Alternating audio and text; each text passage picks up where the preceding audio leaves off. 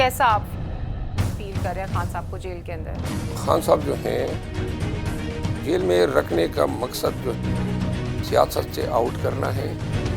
फ़र्क JUI में जो लीडर्स हैं उनकी दाढ़ियाँ हैं और हमारी शायद क़यादत की कम है। प्रोग्राम तो बढ़ गया, PTI और मरवत साहब को जो है वो उस लाइन से जो है वो एक जाना गया। वो मैंने खुद ये नारा लगाया था DI खान में JUI या मौलाना साहब तो बढ़ गए।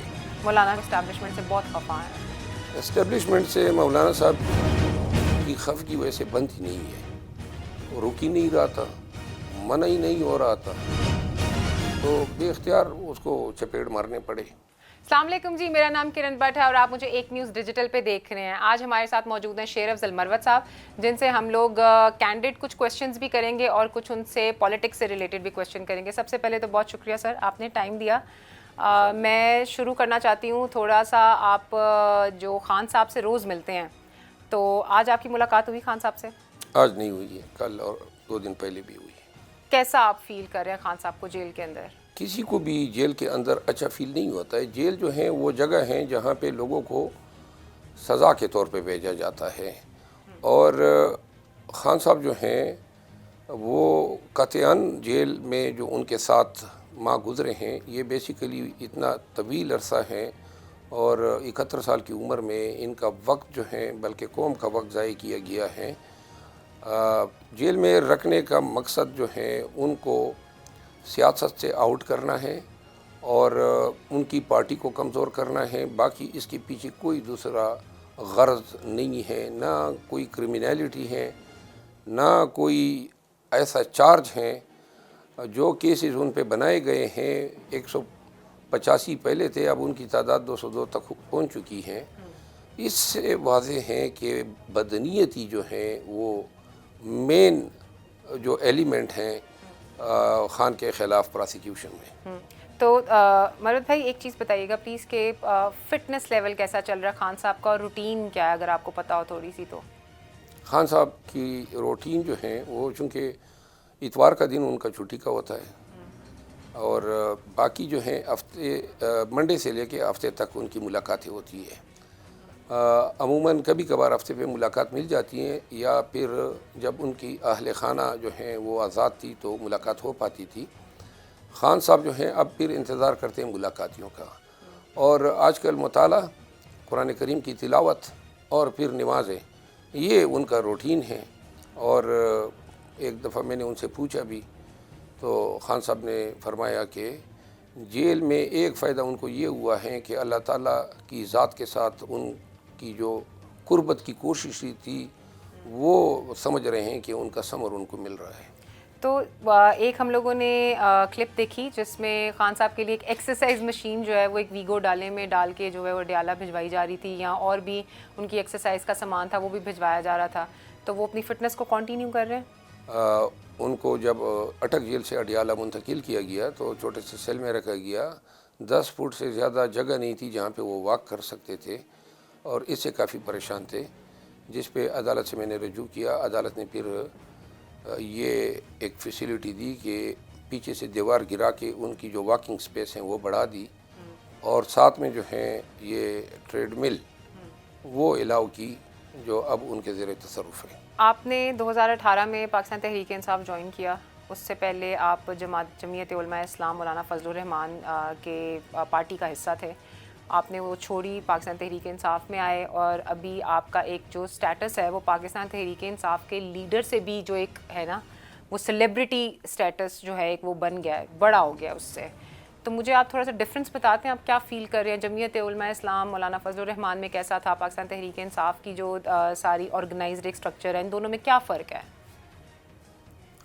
जमीयत उलमा इस्लाम और PTI में दोनों में काफ़ी वक्त मेरा गुज़रा। 8 साल JUI में गुज़रे और 17 से लेकर अभी 2024 से 7 साल अब PTI में तकरीबन मुकम्मल होने को हैं। फ़र्क सिर्फ JUI में जो लीडर्स हैं उनकी दाढ़ियाँ हैं और हमारी शायद क़यादत की कम है। दूसरा फ़र्क जो है वो ये है कि वो मज़हब के नाम पे कारोबार कर रहे हैं और हम सियासत कर रहे हैं। باقی JUI کی جو قیادت ہیں ان کا لائف سٹائل، دنیا داری، اٹھک بیٹھک سب ہماری طرح ہے. میں نے بڑے قریب سے دیکھا ہے، کوئی فرق نہیں ہے. الیکشن کے دنوں میں جو ہیں وہ جب ان کے اپنے کردار کو خطرہ ہوتا ہے تو پھر اسلام کو آگے کر دیتے ہیں. یہ میں پوری ایمانداری سے یہ بیان دے رہا ہوں. مولانا سے آپ نے کبھی ملاقات کی اس کے بعد؟ ایک فاتح پہ ہماری ملاقات ہوئی تھی آج سے کوئی 1.5 سال قبل. ابھی آپ ان کو کوئی پیغام دینا چاہتے ہیں؟ وہ اسٹیبلشمنٹ سے بہت خفا ہیں. اسٹیبلشمنٹ سے مولانا صاحب کی خفگی ویسے بنتی نہیں ہے، کیونکہ مولانا صاحب نے ریگنگ کا الزام تو لگایا ہے، لیکن ان کا مقابلہ تو ہمارے ساتھ ہوا ہے. ہر جگہ پہ PTI نے ان کو ہرایا ہے. خود میں نے ان کے بیٹے کو ہرایا ہے. اس کا دوسرا بیٹا ٹانک میں PTI کے داور کنڈی کے ہاتھوں ہارا ہے. خود مولانا صاحب ڈی خان میں علی امین خان کے ہاتھوں ہارے ہیں. عاطف خان نے ان کے امیدوار کو مردان میں شکست دی ہے. اسد قیصر نے ثوابی میں شکست دی ہے. ریگنگ پہ اگر کوئی ان کے کنسرنز ہیں تو وہ الیکشن کمیشن چلے جاتے ہیں. ان کی MPs یا جو کینڈیڈیٹس تھے 3-4 ہی عذرداریاں آئی ہیں، اور ان عذرداریوں میں بھی وہ حلقے ہم نے نہیں جیتے ہیں. تو لہٰذا میرا خیال ہے کہ مولانا صاحب شاید یہ احتجاج کر رہے ہیں کہ جس طرح پیپل پارٹی، MQM اور PMLN کو جتوایا گیا ہے اور حلقے دیے گئے PTI سے چھین کے، ان میں ان کا حصہ کیوں نہیں ڈالا گیا. آپ کی ایک لائن بہت وائرل ہوئی، وہ پروگرام تو بڑھ گیا، اور اس کے بعد سے وہ ایک میم میں کنورٹ ہوئی، اور PTI اور مروت صاحب کو جو ہے وہ اس لائن سے جو ہے وہ ایک جانا گیا. وہ ساری پالیٹکس ایک طرف ہو گئی اور وہ میم مٹیریل آپ کو پتہ ہے ٹویٹر پہ وہ بن گیا. اور پھر آپ کی ایک ویڈیو وائرل ہوئی جس میں آپ کہہ رہے ہیں کہ میں ایک ہیپیلی میرڈ انسان ہوں تو میرے ساتھ ایسی باتیں نہ کی جائیں. یہ ویڈیوز جو وائرل ہونا شروع ہو جاتی ہیں، پھر کچھ ایسی ویڈیوز بھی تھیں جس میں کوئی آپ کے پاؤں دبا رہا ہے، کوئی آپ کے فینز ہیں وہ آپ کے ساتھ کھڑے ہیں، تو وہ جو نیگیٹو ساری ایک چیز بھی آپ کی طرف آتی ہے وہ مینٹل ہیلتھ پہ آپ کے اثر انداز ہوتی ہے؟ وہ جو فکرہ ہیں اس کی اپنی علیحدہ حیثیت ہیں، اور ویڈیوز پازیٹیو نیگیٹو دونوں آ رہی ہیں. جہاں تک اس فکرے کا تعلق ہے، مجھے جلسوں اور کنونشن کے دوران اب یہ محسوس ہوا ہے کہ یہ فکرہ بڑھ گیا. PTI نے اپنے سلوگن کے طور پہ استعمال کرنا شروع کیا ہے، اور اسی کیونکہ میں نے خود یہ نعرہ لگایا تھا ٹانک میں اور DI خان میں، جب وہ جلسے میں بہت ہی زیادہ جمعیت تھی لوگوں کی، تو میں نے یہ کہا کہ جی یہ JUI یا مولانا صاحب تو بڑھ گئے. تو اسی طرح یہ جدھر میں جاتا تھا تو وہاں پہ PTI کے ورکر جو ہیں اس کی سلوگنیئرنگ کرتے رہے. بلکہ ابھی پرسوں جو ہم نے اسلام آباد میں احتجاج کیا اس میں بھی، اور اسی طرح نون کو اس سے چڑ ہو گئی ہے. کہیں پہ رکشے پہ کسی نے لکھ دیا، کہیں ٹیکسی پہ لکھ دیا، کریم ایپ والوں نے جو ہیں اس کو کہیں اپنے ایپ کا حصہ بنایا. تو نون والے جدھر بھی ان کو پتہ چلتا ہے کہ یہ فکرہ ہیں تو یہ اس ڈرائیور کو کہتے ہیں کہ اس کو، یا پولیس جو ہیں آگے جا کے ان کو ہٹاتی ہے. بہرحال یہ ملکیت اب تصور ہوتا ہے PTI کا. اور جہاں تک ویڈیوز کا تعلق ہے، ویڈیو میں نے کبھی زندگی میں اپنی ایک بھی خود بنوا کے نہیں لگائی ہے. پوری زندگی میں محبت ہے PTI کے لوگوں کی. سارا دن جو ہے میں جب بھی یہ ٹک ٹاک دیکھتا ہوں تو یہ بری ہوتی ہے نئی نئی ویڈیوز سے. اور بیسیکلی ویڈیوز کبھی بھی میں نے جو ریکارڈ ہوتی ہیں، مجھے علم نہیں ہوتا ہے کہ کون سی ویڈیو کب ٹک ٹاک میں کون دے رہا ہے، لیکن ہماری روزمرہ کی جو زندگی ہیں اسی پہ یہ میمز اور ویڈیوز بن رہی ہیں. اور جہاں پہ آپ نے کہا نا کوئی پاؤں دبا رہا ہے، تو یہ کوئی چیز ہم چھپاتے نہیں ہیں. اور البتہ میری کوشش یہ ہوتی ہے کہ یہ کھانے کے وقت ویڈیو کوئی نہ بنائے، کیونکہ میں خود نہیں پسند کرتا ہوں کہ آپ کھانا کھائیں اور ساتھ میں لوگ ویڈیو بھی بنائیں. باقی ویڈیو بنانے پہ کسی بھی وقت کہیں پر کوئی عذر نہیں ہے.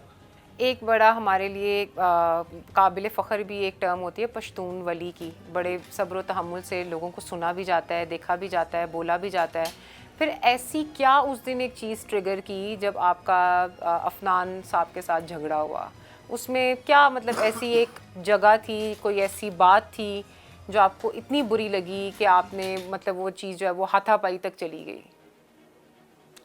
یہ ہاتھا پائی اتنی بڑی چیز نہیں ہے، ہمارے کلچر میں گالی بہت بڑی چیز ہے، سمجھ گئے؟ سائڈ پہ یہ میرے ساتھ بیٹھا تھا خان صاحب کو کبھی یہودی، کبھی بوٹ چاٹ، کبھی کیا بول رہا تھا، تو شاید اس نے راستہ بنایا ہوا تھا، پہلے بھی یہ پروگراموں میں دیگر پارٹیوں کے لیڈرز کی توہین کرتا آیا تھا، وہ رک ہی نہیں رہا تھا، منع ہی نہیں ہو رہا تھا، تو بے اختیار اس کو چپیڑ مارنے پڑے جو اس کا حق بنتا تھا۔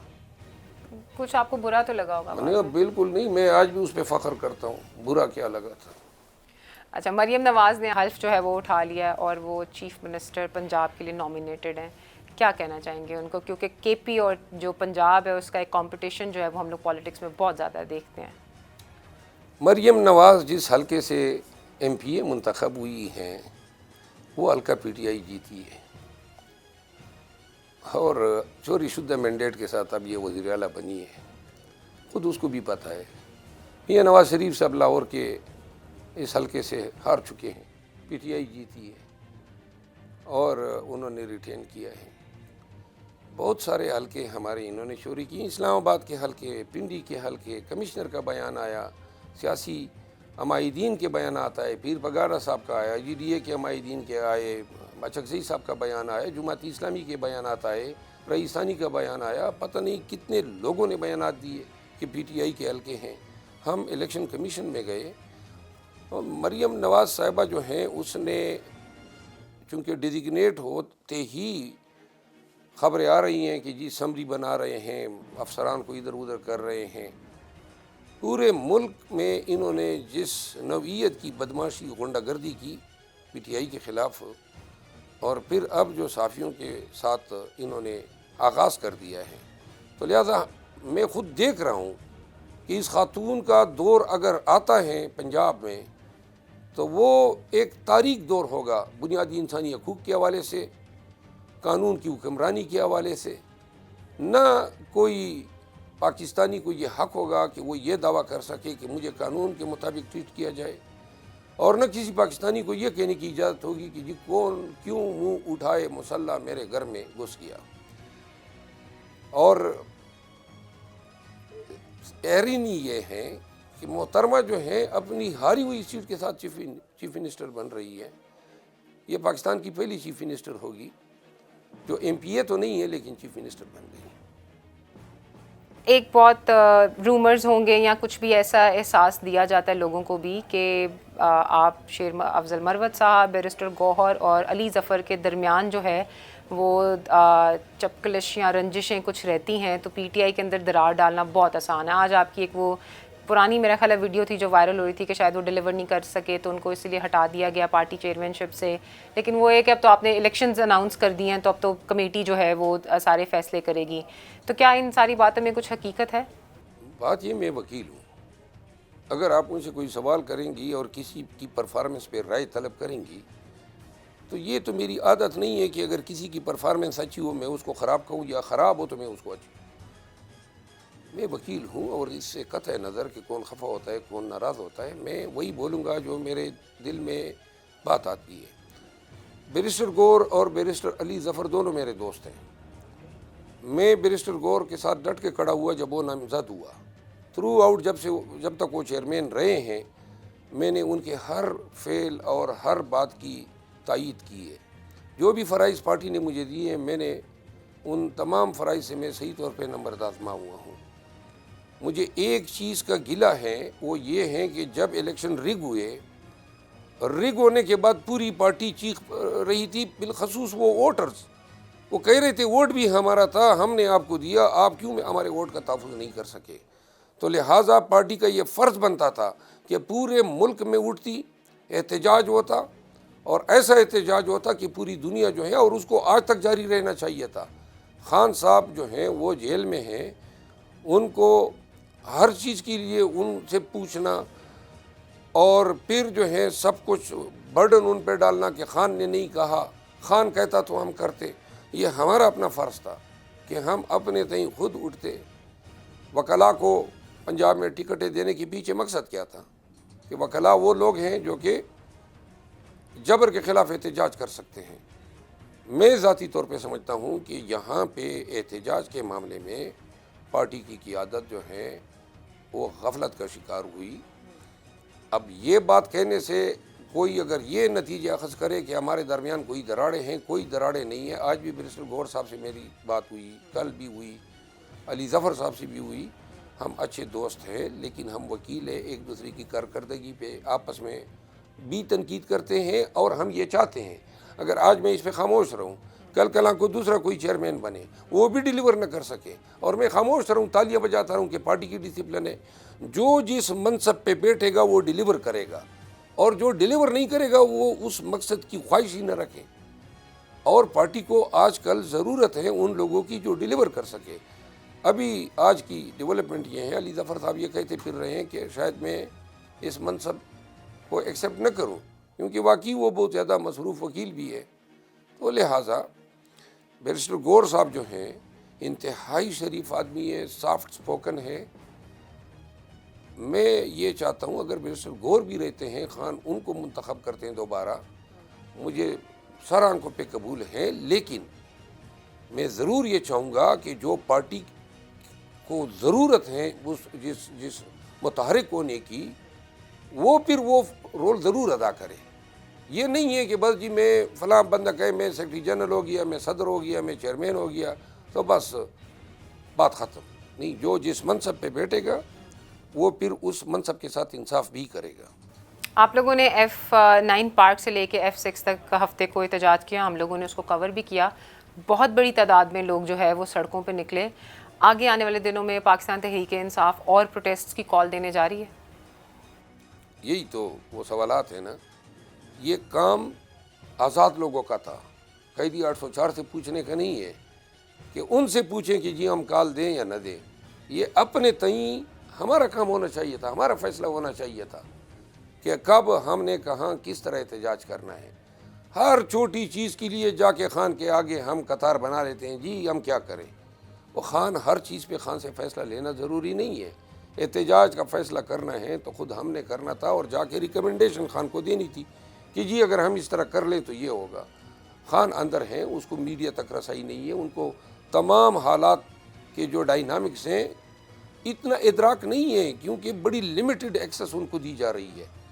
تو لہٰذا جو لوگ باہر ہیں، آزاد ہیں، جن کو پورے پاکستان کا پتہ ہے، اب ہمارے امیدوار آتے ہیں، آئے ہوئے ہیں الیکشن کمیشن کے سامنے، کوئی بھی انٹریکشن ان کے ساتھ نہیں ہے، کوئی کوارڈینیشن نہیں ہے.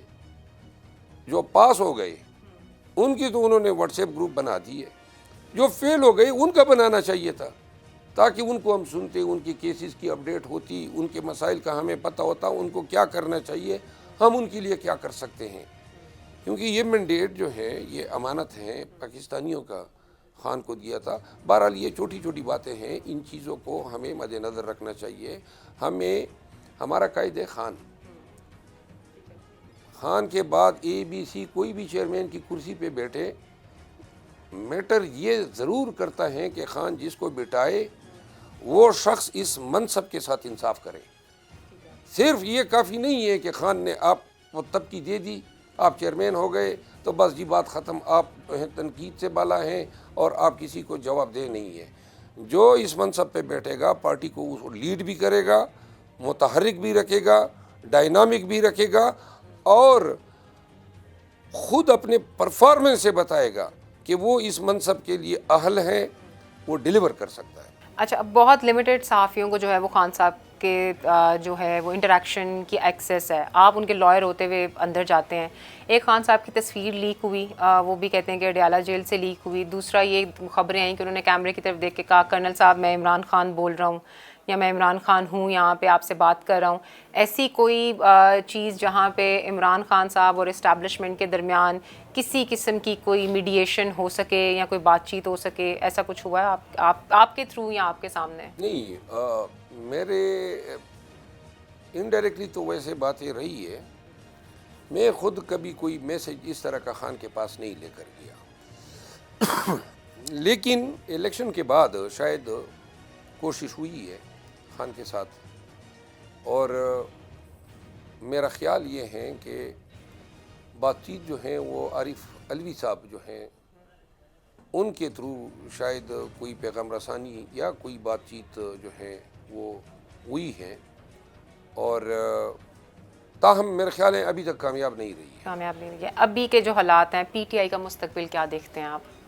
پی ٹی آئی جو ہے پاکستان میں اگر کوئی پارٹی ہے جن کو ایسے ورکر ملے ہیں جو اپنا پیٹرول اپنے جیب سے خرچ کرتے ہیں، جو جیل بھی کاٹتے ہیں، پرچہ بھی سہتے ہیں، ظلم جبر بھی، کاروبار بھی بند، لیکن پھر بھی خان کی محبت میں سرشار ہیں اور پی ٹی آئی کا جھنڈا اٹھائے ہوئے ہیں، واحد پارٹی جو ہے وہ پاکستان تحریک انصاف ہے، اور اتنے کروڑوں کی تعداد میں خان کے چاہنے والے ہیں۔ پاکستان میں پاکستانیوں کے دل پہ خان حکمرانی کر رہا ہے۔ یہ سب تکالیف اور صعوبتیں دینے کے باوجود بھی پی ٹی آئی کو کوئی کمزور نہیں کر سکا۔ پی ٹی آئی کا بڑا شاندار مستقبل ہے۔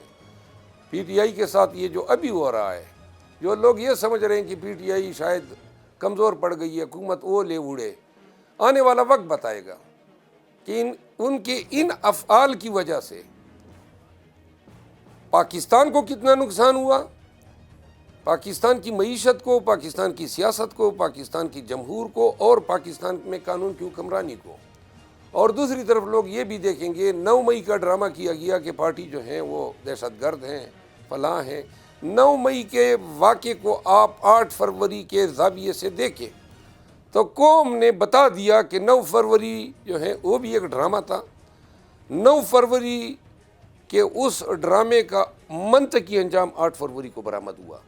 آج یہ ہمارا مینڈیٹ چوری کر کے اگر حکومت بناتے ہیں، زیادہ دور کی بات نہیں ہے، 6 مہینے میں جو ہے ان کا صحیح عکس سامنے آئے گا، سیٹوں کی بندر بانٹ کی، عہدوں کی بندر بانٹ کی، لیکن 6 مہینے بعد جو ہیں یہی لوگ شاید خود جو ہیں وہ کچکول میں یہ اقتدار رکھ کے پیچھے پھریں گے کہ جی کوئی یہ حق حکمرانی ادا ہی نہیں کر سکتا سوائے پی ٹی آئی کے۔ میں اخیر میں یہ بات کرتا ہوں کہ پاکستان تحریک انصاف کا مستقبل اور پاکستان کا مستقبل ایک ہے۔ ہم پاکستان میں قانون کی حکمرانی، اپنے آنے والے نسلوں کے لیے ایک بہتر پاکستان اور پاکستان کے عوام کا حق حکمرانی جس پہ کوئی قدغن نہ لگا سکے، یہ خان کا کاز ہے، یہ ہمارا کاز ہے، اور جس دن یہ کاز ہم اچیو کر لیں انشاءاللہ وہ دن حقیقی آزادی کا پہلا دن ہوگا۔ کاز جس دن اچیو کر لیں گے وہ ہمارا حقیقی آزادی کا دن ہوگا، یہ کہنا تھا شیر افضل مروت صاحب کا۔ آپ سے ملاقات ہوگی دوبارہ اگلے پروگرام میں، تب تک کے لیے مجھے اجازت دیجیے، اللہ حافظ۔